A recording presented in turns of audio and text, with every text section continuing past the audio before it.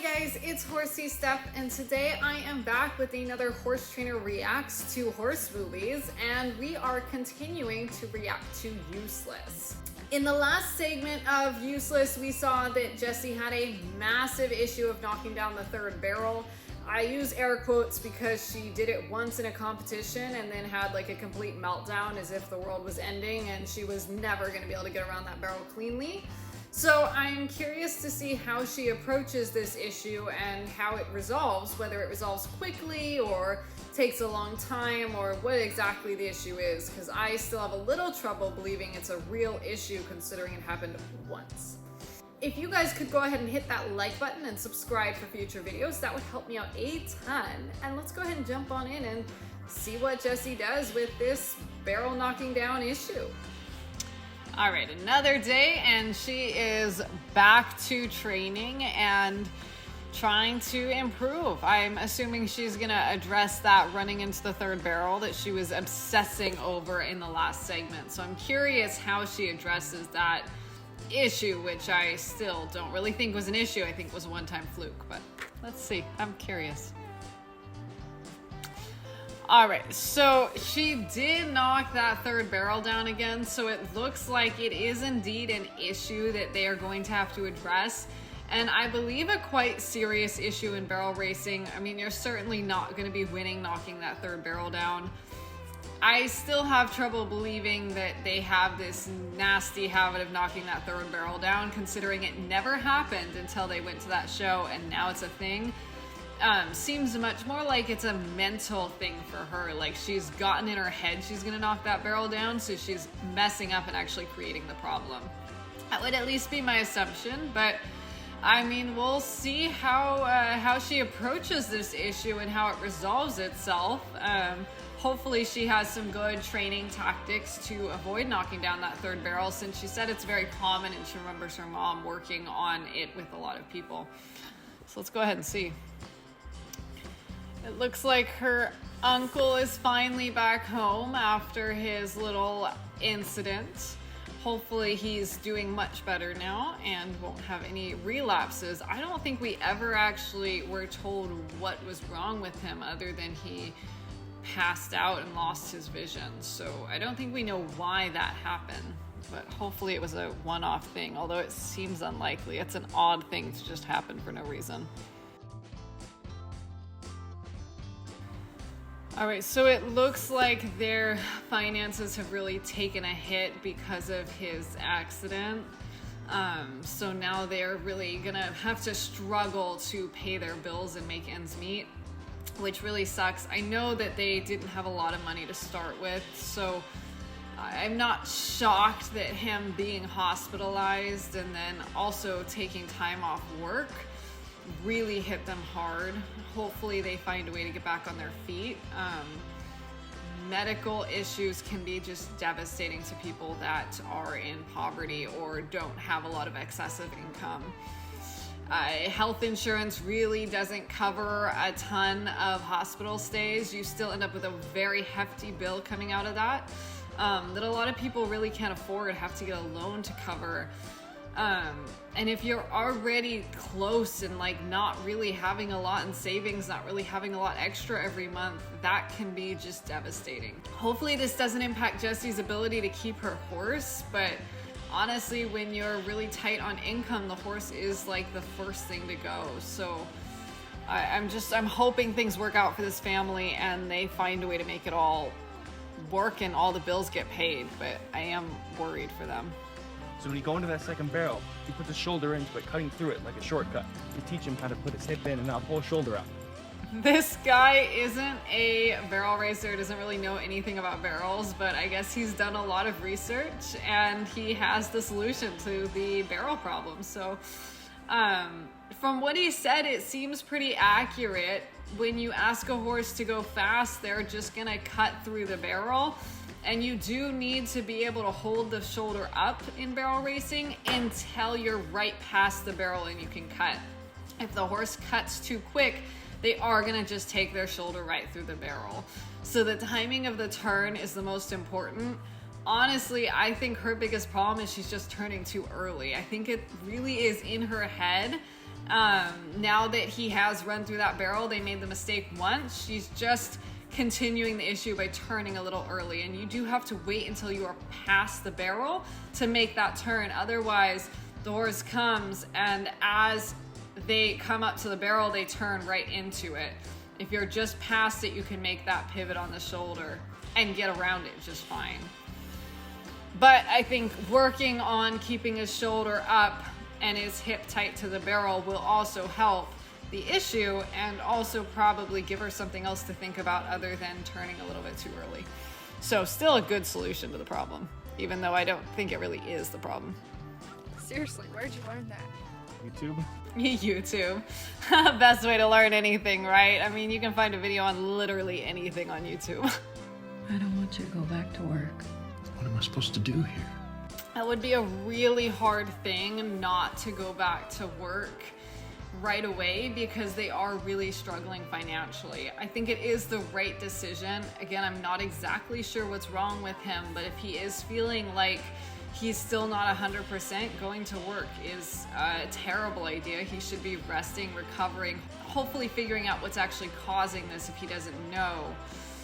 But when you are short on money and you need to pay bills, you need to feed your family, I can see why you'd be tempted to get back to work. And I personally never take time off for work for anything, even when I am really struggling. So I get that. It's something I've been trying to work on myself. I've been trying to have more grace with myself and, you know, be able to say, you know what, I can't do it today. I need to take the day off. I need to take it easy today, etc. But it's very tough. It's a very tough thing to do when you have responsibilities.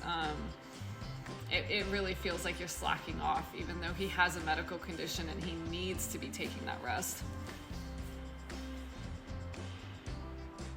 So slowing this down and working on when to turn and getting that shoulder to stay up is an excellent idea. It's something I think she absolutely needs to do. Just take it back to basics, really work on technique and placement of those turns, because that's really what barrel racing comes down to. Just that technique being absolutely perfect, spot on every single time, so when you do it at speed, it goes flawlessly. Always, you got to go back to basics. And in barrel racing, because it is a simple sport, you need to go back to basics over and over and over again to continue to perfect your technique.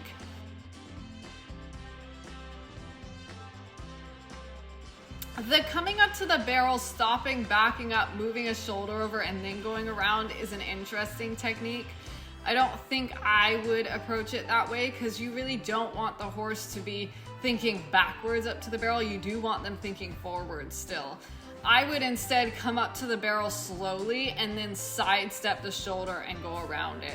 I don't think you need to back up to do that. You might initially need to come all the way down to a very slow walk until the horse gets really good at moving the shoulder away from the barrel. But even then, I doubt you'd really need to go that slow if you work on it before you get to the barrels in the first place and get that shoulder over really well. Unless the habit is so ingrained in the horse that he absolutely can't comprehend he'd move his shoulder away from the barrel. The backing up seems totally unnecessary unless he's like running through your hand and you can't half halt him at all coming up to that barrel, because you should be able to half halt him at all times. I mean, you never want a horse that's just going without you and ignoring you. I'm glad her uncle's come out to see her ride. I think even though he can't be out as much, I think it really does bring him joy to see her working with this horse.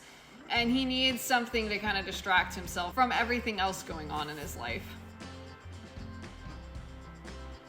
That's getting much better. So you can see how now she's actually going past the barrel and then cutting the turn. And that really is what they needed to work on, not turning so close to the barrel, but taking those couple extra feet so that the turn could be done tight and at speed. And it seems really counterintuitive. The first time I heard that in regards to barrel racing, I was like, why would you do that? But it makes total sense that if you hug the barrel really close as the horse tilts, because they have to tilt to do this at speed, as they tilt, they'll tilt through the barrel, versus if you go slightly past, you give yourself room that when they lay over around the barrel, they don't hit it. So I think this, if it hasn't helped the horse, it certainly helped her technique.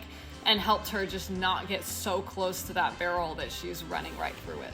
Nothing else, you should come to the after party. It's our tradition. She has quite the admirers now. This guy is just smitten with her, and that other guy that's been hanging around helping her out with Lucky is smitten with her. So now she's got two guys kind of fawning over her. Curious to see if she really acknowledges that and how she approaches that, considering I know they both would love to date her given the choice.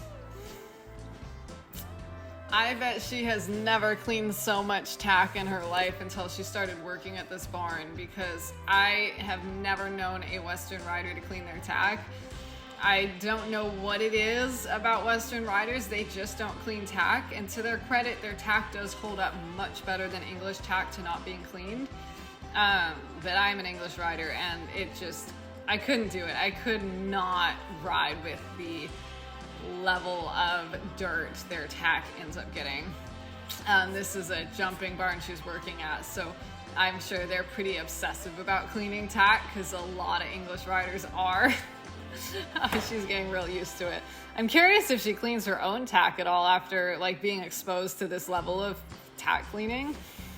Probably not. Honestly, you do it at work, you probably get home and don't want to do it to your own tack. If you had two horses and one was really fast and exciting and the other was really steady and predictable. Predictable isn't boring. It's just predictable. It's absolutely true. I get bored really easily, but it really depends on what you're doing. If I'm gonna ride a horse out on the trails, I want the boring one, the one that's reliable and predictable. But when I'm training to compete, I would rather something that's a little less reliable, but really talented and really quick and right there with me to win. So I think it really just depends on what you're using the horse for. I definitely have my favorites in the barn for everything. My mare is my favorite trail horse because I know she's gonna take care of me. That being said, in the arena, definitely not my favorite. She's quite difficult. She has her own opinion about things and really wants to do her own thing, and I have a lot of trouble getting along with her and working with her. My gelding, hands down my favorite horse in the arena. He's the sweetest, kindest horse. He has so much work ethic, and he'll just do anything you ask him to. But on the trail, he's an utter nightmare. He is real worried about everything, and so I'm constantly having to manage his emotions. And so I just don't get him out on the trail a whole lot, which means he doesn't get the exposure and doesn't get better. But there's definitely, every horse has their strengths, every horse has their weaknesses, and predictable is great in some situations, fast and competitive is great in other situations, and it so depends on what situation you're in. I'm curious why she's asking this, and if she's planning on getting another horse or something. She thinks maybe Lucky isn't good enough to be competitive and win. And if that's what she's asking this for, then it really comes down to, what does she want out of her horse? Does she want a horse that's gonna be competitive above all else, or does she want a horse that's fun and can also compete? Definitely personal preference. I'm gonna take a horse that would be competitive any day, but I also, I have the best of both worlds. I get to ride client horses that are safe, easy, reliable all the time. So having one of my own that's competitive but not super reliable, I don't have to make that trade of one or the other. I would have a harder time making that trade. Because I don't want to go alone. Isn't it weird to bring a guy? Yeah, I think if a guy asks you to come to an after party and you show up with another guy, it's weird and not really fair. However, if you want to be with the other guy, tell the guy that invited you to the party, look, I'm not interested in you. Because leading somebody on is absolutely the worst you could do. And her kind of being between these two guys is, that lack of commitment is kind of leading both of them on right now, which is only going to lead to them being upset when they find out that she's kind of, leading both of them on and hasn't really picked one, or at least hasn't told them she's picked one. I don't want to be rude. And you don't want to go alone. I think that is the perfect solution. Bring a girlfriend so that you're not going by yourself like it's a date with this guy that you may or may not be interested in. But you can still show up, could be fun, and kind of see where things go. But I mean, it's not that like commitment level of just coming by yourself, like it could be some sort of date. And also you're not bringing another guy, which is just, I mean, I think that would be offensive. I wouldn't do that. All right, I hope you guys enjoyed that segment of Useless. Definitely, I think that barrel knocking down issue was blown way out of proportion and actually got into her head, and it's why she had the issue in the first place. So I'm curious to see if it continues through the rest of the movie, or if this technique that her friend gave her worked and it's gone now. And we're seeing a little like boy drama now, so it'll be interesting to see as this movie progresses how that goes. And Mick is feeling better, so that's great. Hopefully he has no relapses of whatever is wrong with him. Just kind of a nice middle moment we are in right now in this movie where there's nothing really crazy happening. There's like a lull in the drama. So stay tuned for the next segment of this movie. I react to movies every Thursday.